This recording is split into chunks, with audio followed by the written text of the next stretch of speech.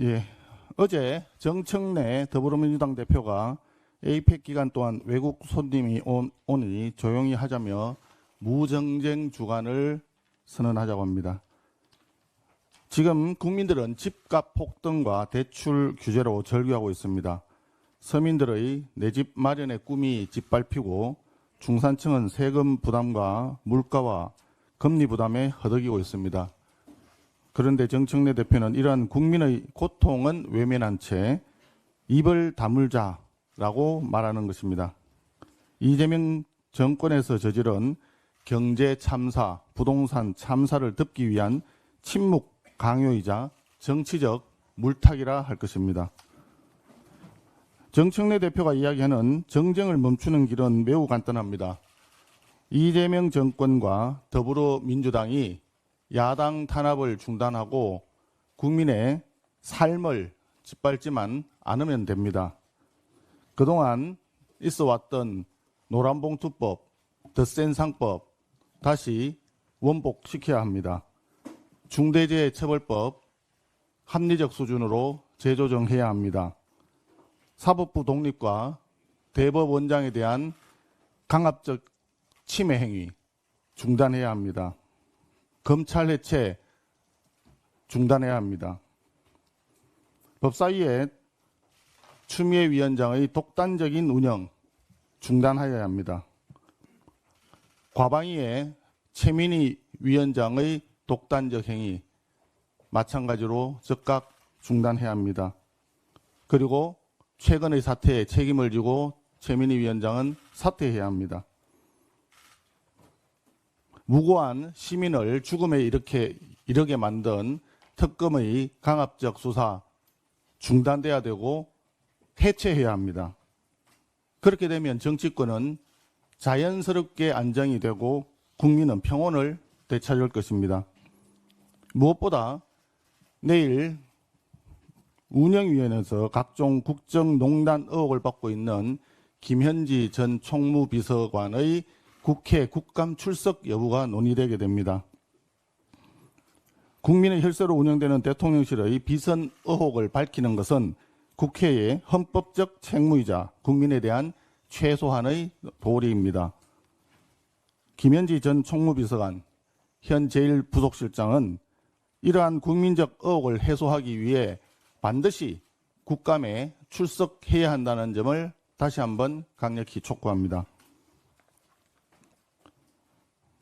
과방위 사태에 대해서 말씀드리겠습니다. 최근 국회에 과방위 직원 3명이 과로로 쓰러져서 병원 치료를 받고 있다고 합니다.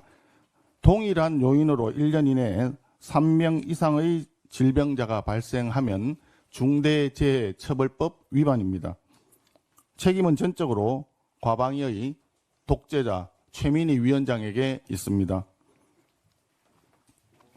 최민희 위원장이 일방적으로 주도하는 과방위의 살인적 일정은 이미 국회 안에 악명이 잦아있습니다. 작년 7월 이진숙 방통위원장에 대한 인사청문회를 유례 없이 3일간 계속 강행군을 함에 따라 방통위 직원이 과로로 쓰러진 일도 있었습니다. 최민희 위원장의 머릿속에는 딸의 결혼식을 핑계로 피감 기관들의 돈을 갈취할 궁리뿐이었고 본인의 강압적 독재적 운영으로 인해서 피해를 받는 직원들에 대해서는 눈꼽만큼도 관심이 없었다는 얘기입니까? 한편 사진에 찍힌 축의금 명단에 올라 있다고 추정이 되고 있던 이준석 개혁신당 대표는 어제 아침까지도 아직 축의금을 돌려받지 못했다고 얘기했습니다. 최민희 위원장이 언론에 보도되고 난 이후 부랴부랴 거짓말을 꾸며냈을 가능성이 농후합니다. 따라서 수사기관이 나서서 수사를 해야만이 진실을 확인할 수 있을 것입니다. 무엇보다 돌려주면 무죄라고 하는 명제가 성립하지 않습니다. 뇌물은 돌려주어도 뇌물죄가 성립합니다. 피감기관들로부터 받은 100만 원이라고 하는 금액은 결코 작은 금액이 아니고 사회적 합의의 상식에도 맞지 않습니다. 애초에 국감 기간 중에 국회 안에서 결혼식을 열면서 계좌번호와 카드 결제 기능이 담긴 모바일 청첩장을 뿌리는 것 자체가 피감 기관들에 대한 명백한 압박이 아니겠습니까? 최민희 위원장은 법적 책임에 앞서서 도의적 책임으로 더 이상 과방위원장 자리에 앉아 있을 수가 없습니다. 다시 한번 즉각 사퇴할 것을 촉구합니다. 어제 충격적인 보도 한 건을 보았습니다.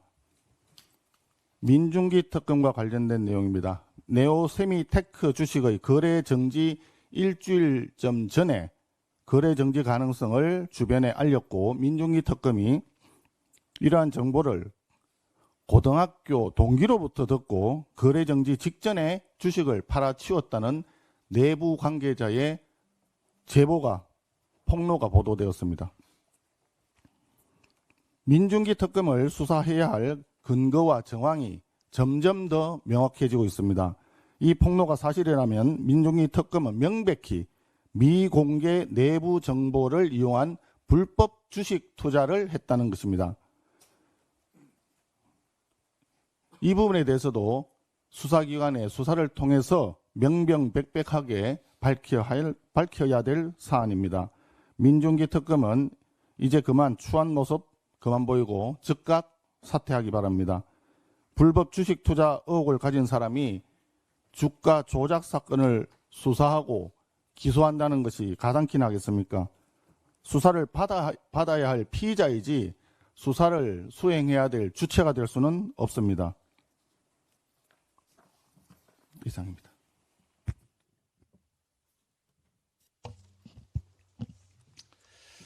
더불어민주당 정청래 대표가 무정쟁 주관을 언급하였습니다.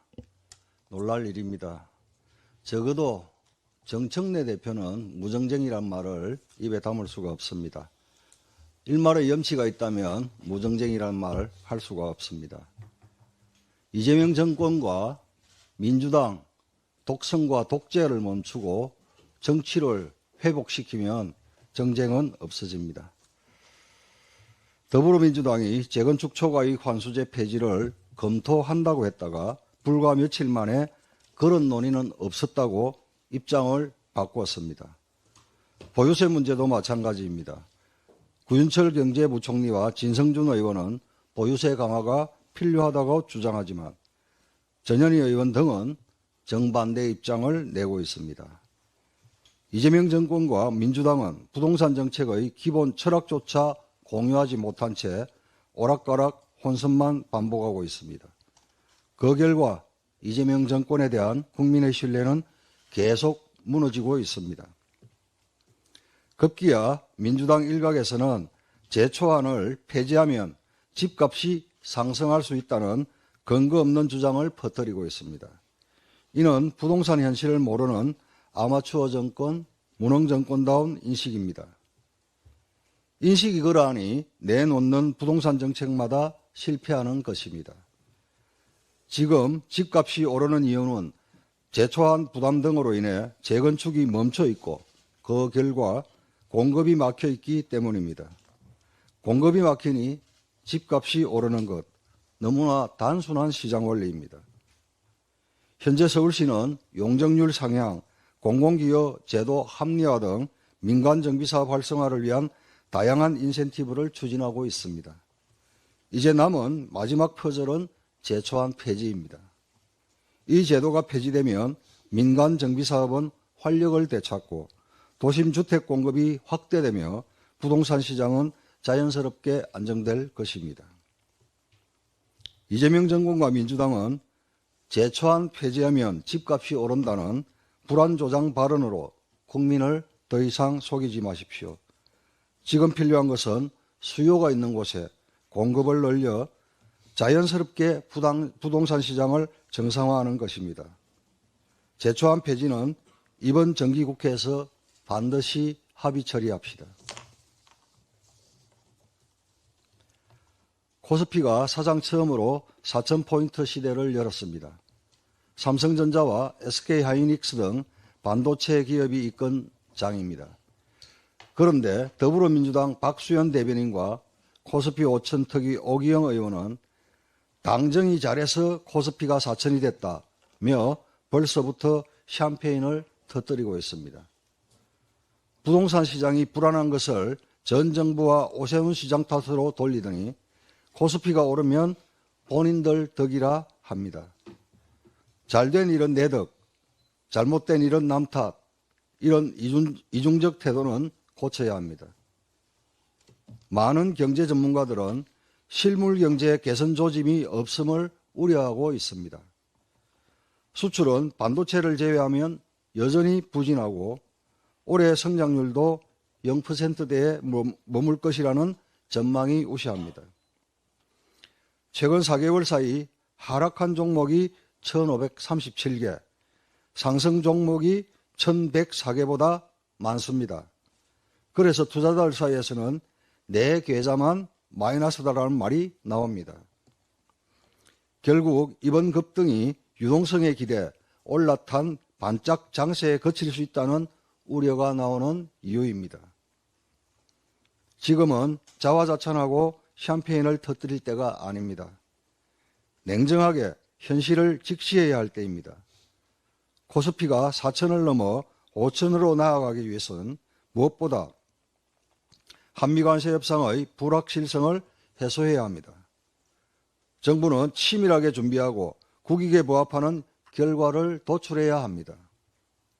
또한 과감한 규제 완화, 투자 친화적 제도 개선, 노란봉투법 폐지, 그리고 과도한 중대재해처벌법 등 반기업, 반시장 법안의 합리적 보완이 반드시 필요합니다. 코스피는 정치가 이끄는 지수가 아닙니다. 기업이, 시장이 이끄는 지수입니다. 기업이 잘 돼야 일자리가 늘고 실물 경제가 늘어납니다. 국민의힘은 기업이 마음껏 도전하고 혁신할 수 있는 나라, 기업하기 좋은 나라를 만들어 코스피 5천 시대를 뒷받침하겠습니다. 이상입니다.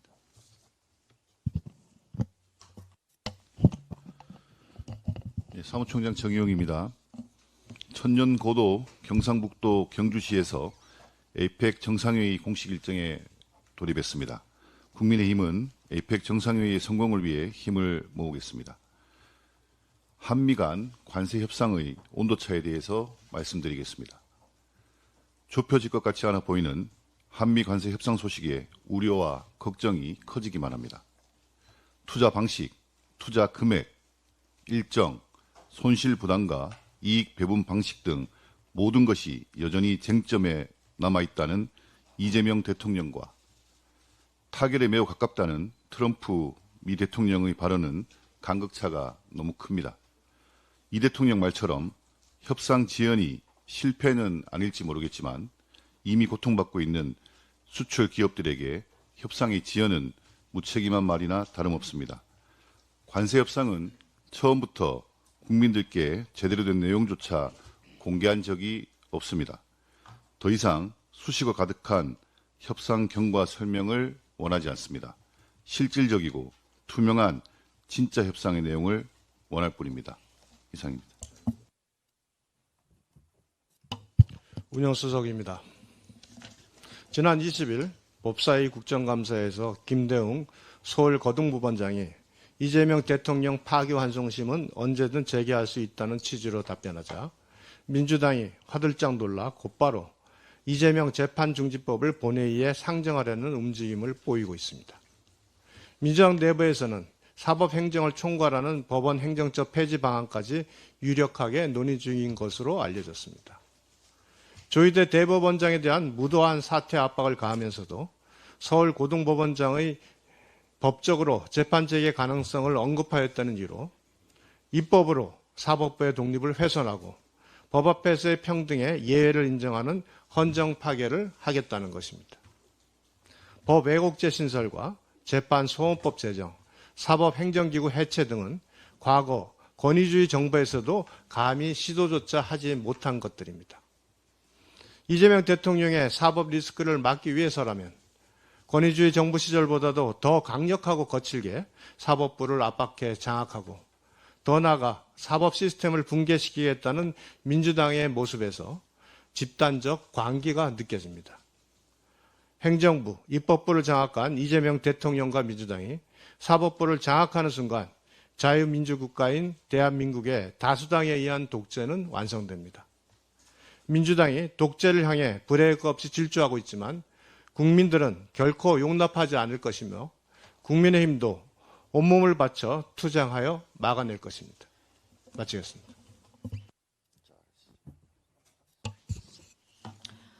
네, 정책수석입니다. 국토위 국감을 통해서 대한민국의 하늘길, 바닷길, 골목길이 중국발 마약의 통로로 변하고 있음을 확인하고 있습니다. 올해 9월까지 단 9개월 만에 중국인 범죄자 97명이 항공기를 통해 47억 원 규모의 마약을 국내로 밀반입하다 적발됐습니다. 3년 전보다 10배 이상 폭증한 건수입니다. 특히 9월 말부터 시행된 중국인 무비자 제도 이후에 한 달도 안 돼서 중국인 10명이 마약 밀수를 하다 공항에서 붙잡혔습니다. 이처럼 외국인의 마약 밀반입량은 작년부터 내리 중국인 마약 사범이 1위입니다. 무비자 입국이 무법 입국으로 돼버린 겁니다. 무비자 입국하면 내수시장 살아난다더니 정작 살아난 건 마약 시장이었습니다. 민주당은 혐오 메들리 틀어대면서 중국인 범죄를 두둔하는 일이 없길 바랍니다. 중국에서는 마약 사범을 극형에 처합니다. 마약 범죄는 단순한 범죄가 아닙니다. 한 사람의 삶을 불가항력적으로 파괴하는 최악의 범죄입니다. 우리 대학생을 캄보디아에서 고통 속에 숨지게 하고 학원과 중고등학생에게 마약을 건넨 그 중국인 범죄자는 아직 잡히지도 않았습니다. 마약의 마수에서 우리 국민들을 지켜야 합니다. 그래서 중국인 무비자 입국은 전면 재검토되어야 합니다. 정치인에게 국민의 안전보다 우월한 가치는 없기 때문입니다. 이상입니다. 기재위 간사 박수영입니다. 요즘 우리나라 국민은 외교를 포기한 외포자 이재명 대통령 때문에 잠이 안 옵니다. 26일 말레이시아 아세안 정상회의에 참석했던 이재명 대통령이 또 트럼프 대통령의 만찬에 불참함으로써 제대로 얘기조차 못 나누고 돌아왔습니다. 이재명 대통령이 트럼프 대통령과 만날 기회를 놓친 것만 벌써 4번째입니다. 6월 16일엔 G7 회의에 하루 늦게 가서 정상회담을 못했고 24일에는 나토 정상회담에 트럼프 대통령의 참석을 알고도 가지를 않았습니다. 8월 유엔 총회 때에는 전 세계 정상 등 145명이 총집합한 트럼프 만찬에 혼자 가지 않았습니다. 트럼프 울렁증 탓에 피하는 건 아닌지 의심될 정도입니다. 대통령이 단판을 못 지으니 관세 협상은 석 달째 공전이고 이재명 정부 관계자들의 얘기는 하루가 다르게 바뀝니다. 이 대통령은 그제 공개된 블룸버그 인터뷰에서 주요 쟁점이 여전히 교착 상태라고 했고 오현주 안보실 3차장은 에이펙 계기로 관세 협상이 타결되기는 힘들다고 했습니다. 불과 일주일 전에는 어땠습니까? 김용범 정책실장, 구윤철 기재부 장관, 김정관 산업부 장관 등 모두 긍정적이다, 간극이 좁아졌다, 건설적 분위기다 라면서 에이펙에서 타결될 수 있다고 분위기를 띄우지 않았습니까? 뭐가 참이고 거짓인지 정부가 오락가락하는 동안 기업들만 눈물이 납니다. 한국자동차산업협동조합이 100대 상장 부품사를 전수조사해 보았더니 올 2분기 합산 영업이익이 지난해 대비 10% 이상 줄었습니다. 특히 1차 협력사보다 2차 협력사 감소폭이 2배 이상 커서 안 그래도 어려운 소기업들이 줄도산 위기에 놓였습니다. 현대차와 기아차는 3분기 합산 영업이익이 1조 7천억 원, 약 27% 급감할 전망입니다. 타이어 3사는 3분기 관세 비용만 1,150억 원에 달하며 영업이익이 18% 증발했고 포스코도 영업이익이 14% 줄어드는 등 이재명 정부 늑장 대응에 일파만파 피해가 커지고 있습니다. 좌파 유튜버 유모 씨처럼 자동차와 철강이 좀 손해보면 된다고 세상 물정 모르고 말할 수준이 아닌 것입니다. 내일 한미 정상회담이 열린다고 합니다. 이재명 대통령은 미국 탓만 하지 말고 이제라도 빨리 단판을 짓기 바랍니다. 대통령이 외포자로 구경만 하는 탓에 대한민국 경제가 수렁에 빠져 있습니다. 하나만 더 해야 되겠습니다. 어제 국감 얘기를 하나 드려야 될 것 같습니다. 어제 수출입은행에 대한 기재위 국정감사에서 윤석열 정부와 캄보디아 공적개발 원조 등을 엮은 일부 언론과 더불어민주당발 의혹은 모두 가짜뉴스로 판명되었습니다. 먼저 윤석열 정부에서 통일교 및 김건희 여사 관련 기업을 지원하기 위해 사업비를 2배 증액시키고 재타당성 조사도 생략했다는 의혹에 대해서 수출입은행은 국내법과 국제기준상 통일교든 아니든 종교단체를 지원하는 것은 불가능하다고 얘기했고, 사업지가 타크마우시, 방류지가 바삭강으로 일부 언론에서 제기한 프롬펜시 사업과는 지역이 전혀 달라 김건희 여사나 통일교와 연계됐다는 의혹은 사실 무근이라고 밝혔습니다. 또 캄보디아 ODA 사업이 진행되더라도 규정상 한국계 기업은 지원 대상이 될 수 없기 때문에 도이치모터스 자회사를 도우려 했다는 의혹도 사실이 아니라고 증언했습니다. 또 윤석열 정부에서 캄보디아에 대한 기본약정 한도가 15억 불에서 20억 불로 2배 확대된 것에 대해 전례상 찾아볼 수 없다는 의혹에 대해서도 가짜 뉴스임이 밝혀졌습니다. 문재인 정부 당시에도 2019년 3월 한도 3.5억 불이 7억 불로 2배 늘어난 적이 있기 때문입니다. 캄보디아 ODA 등과 관련해서 공식 문서가 없다는 의혹도 있었는데 수출입은행은 내부 검토를 하거나 기재부 등과 이메일과 유선 협의로 교환한 문서를 모두 보존 중이라고 반박했습니다. 이어서 안종혁 수출입은행장 직무대행은 캄보디아 ODA와 관련해서 일체 청탁이나 기타 외부적인 요인에 의해 결정된 것은 없다고 양심을 걸고 얘기하겠다고 수차례 증언했습니다. 결론적으로 증인 선서를 하고 답변한 국정감사에서 수출입은행은 일부 언론과 더불어민주당이 제기한 캄보디아 민간협력 전대 차관에 대한 김건희 여사와 통일교 연루 의혹은 전혀 사실이 아님을 명확히 한 것입니다.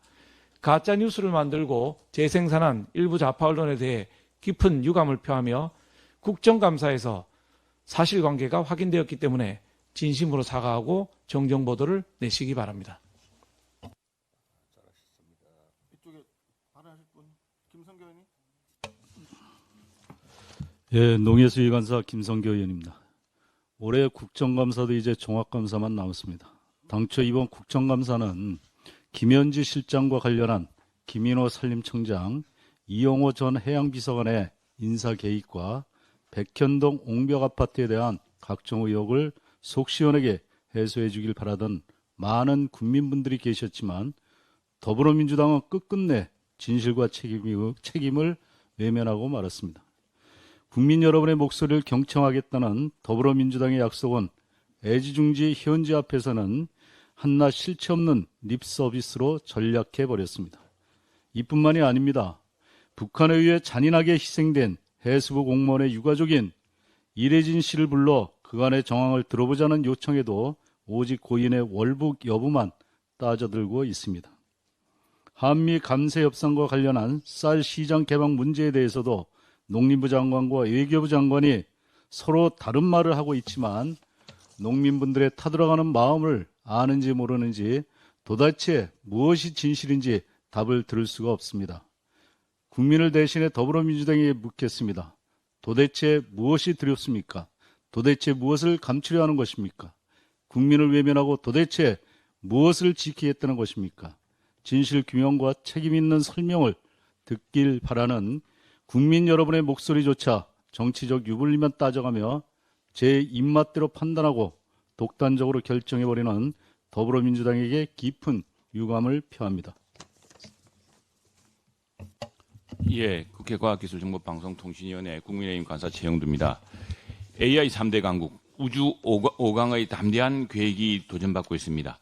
GDP 대비 R&D 비용 세계 2위임에도 불구하고 노벨 과학상은 제로입니다. 국회 과학기술정보방송통신위원회의 과제이자 현실입니다. 과학기술, AI, ICT 발전이 광복 80주년 대한민국의 대혁신, 대도약의 필수 전제 조건이지만 이른바 과방위의 모습은 어떻습니까? 과학기술정보통신 방송의 5개 정책 주제가 있지만 내용은 온통 방송입니다. 최근 이른바 과방위를 둘러싼 지탄은 이런 현실과 직결되어 있습니다. 공영방송, 민영방송 가리지 않고 경영진과 편집 보도가 함부로 부르고 보도 내용 하나하나를 지금 검열하고 간섭하고 있습니다. 지난 상임위원회 위원 정수에 관한 규칙 개정이 있었지만 정작 고쳐야 할 것은 이른바 과방위입니다. 안건별 회의 개최 수, 상임위 발언 주제별 비중을 보면 방과위라고 불러야 할 것입니다. 지금 과학기술정보방송통신위원회에 관한 한숨과 탄식, 강국한 호소가 잇따르고 있습니다. 공영, 민영 방송 가리지 않고 현재 사장, 이사, 편집 책임자 전원 교체를 위한 방송장악법, 방통위원장만 찍어서 쫓아내는 방미통이법. 이제 국회는 민생 현장에 그리고 국민들의 그리고 방송계와 이른바 진보 시민단체의 목소리를 경청해야 됩니다. 방송 장악을 위한 악법은 철회하고 공영방송 발전, 국민에게 글로벌 강국의 교양과 뉴스를 제공할 수 있는 정확하고 균형 잡힌 뉴스, 교양 편성을 위한 방송 발전 특위를 별도로 운영해 주길 바랍니다. 이도저도 아니라면 제발 방송 주제는 이 상임위에서 분리시켜 주십시오.